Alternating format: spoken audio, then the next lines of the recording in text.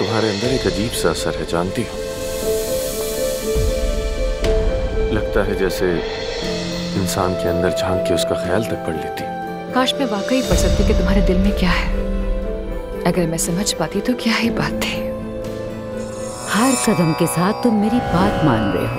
देवदार के हसीन दरख्त हैं। क्या आमिर का रेजिग्नेशन काफी नहीं था जो अब हमसे ये मुफ्त मरीजों को देखने का मुतालबा भी कर रही है? हॉस्पिटल की अर्निंग से तुम्हारा क्या ताल्लुक है? तुम्हारी तनख्वाह तो कम नहीं हो रही ना? हमारे बीच क्या तय हुआ था, आपको याद है ना? कि मैं ये हॉस्पिटल आमिर के साथ अकेले संभालूंगी और आप बीच में नहीं आएंगी। ये हॉस्पिटल मेरा है और मैं इसे इस हालत में छोड़कर कहीं भी नहीं जा सकती।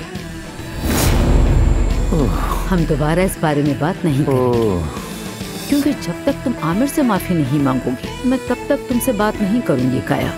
और जब आमिर किसी और हॉस्पिटल में काम करने लगेगा तो तुम उसी दिन मुझे खो दोगे, समझ गए?